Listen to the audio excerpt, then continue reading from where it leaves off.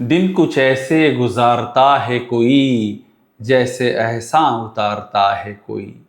नमस्कार, मैं हूं अभिषेक उपाध्याय और आप देख रहे हैं कविता और शायरी का हमारा डिजिटल चैनल दिल तक, हमारे दिल से सीधा आपके दिल तक। और आज सुना रहा हूं गुलजार, जिनको सुनते ही जिंदगी गुलजार उठती है। गुलजार की एक बहुत ही प्यारी गजल है और जो इस तरह से है। दिन कुछ ऐसे गुजारता है कोई, जैसे एहसान उतारता है कोई। गुलजार कहते हैं कि ये कौन सा शख्स मेरी जिंदगी में है जो अपने दिन कुछ ऐसे गुजार रहा है मेरे साथ, जैसे कि कोई एहसान कर रहा हो। जो जिंदगी मेरे साथ जी तो रहा है, लेकिन वो जिंदगी नेचुरल नहीं है। ऐसा लग रहा है कि कदम कदम पर वो इस बात का एहसान कर रहा हो कि वो मेरे साथ है। और कभी कभी तो लगता है कि वो नहीं, बल्कि उसका एहसान मेरे साथ में रह रहा हो। दिल में कुछ यूं संभालता हूँ गम, दिल में कुछ यूं संभालता हूँ गम, जैसे जेवर संभालता है कोई, जैसे जेवर संभालता है कोई। गुलजार कहते हैं कि उसके गम मेरे लिए जेवर की तरह हैं, सोने चांदी से भी ज़्यादा बेशकीमती हैं उसके गम।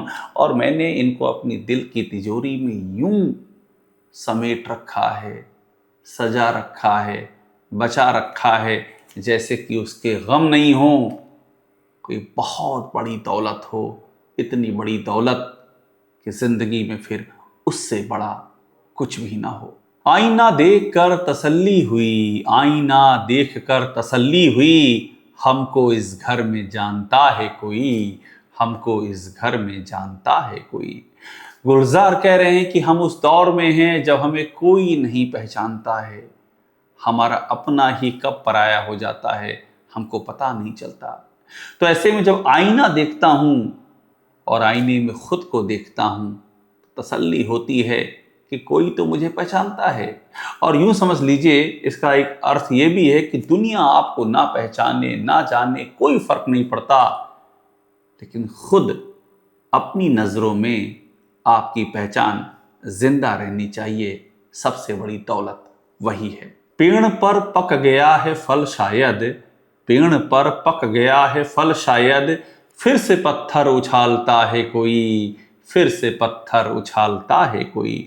गुलजार कहते हैं यही तो जिंदगी की खासियत है। जैसे ही फल पकता है, वैसे ही कोई हाथों में पत्थर लेकर के आ जाता है।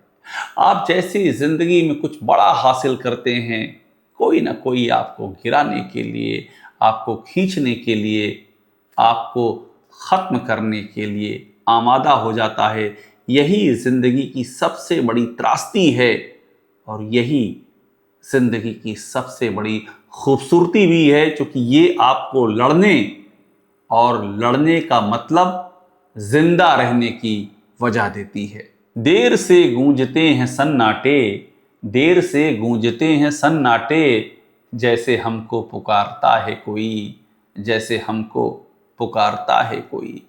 गुलजार कहते हैं कि मेरी जिंदगी सन्नाटों से, खामोशियों से भरी पड़ी है। हर तरफ सन्नाटे हैं, कोई भी याद करने वाला नहीं है, कोई भी आवाज देने वाला नहीं है।